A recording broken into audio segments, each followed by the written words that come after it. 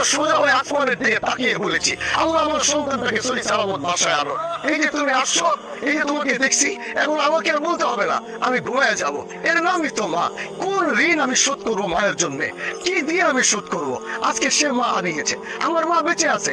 আল্লাহর কসম, আমি এটা ভাবতেই পারি না আমার মা থাকবে না। আমি এটা ভাবতে পারি না আমার মার লাশ আমি হাতে নিব। আমি এটা ভাবতে, কল্পনার ভিতরে আনতে পারি না আমি আমার মাকে কবরে নামাবো। এই জন্য যার এখনো মা বেঁচে আছে, আজ তোমাদেরকে দাঁড়িয়ে বলতে চাই, মার জন্য একটু সময় আমাদের হয় না।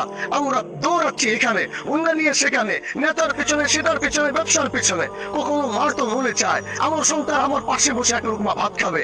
কত দেখেছি মারা সারাদিন খাবার নিয়ে বসে আছে, একটা বেলা শুধু সন্তানের সাথে একবেলা খাওয়ার জন্য। কিন্তু আমরা এত ব্যস্ত, দুনিয়া আমাদেরকে এত ব্যস্ত বানাইছে। মা দিনের পর দিন খাবার নিয়ে অপেক্ষা করেছে একবেলা আমার সাথে খাবে, কিন্তু আমি সেই সময়টুকু দিতে পারি নাই। যাও আজকে মাকে কবরে রাখো, আজকে তোমার জন্য কেউ অপেক্ষা করবে না।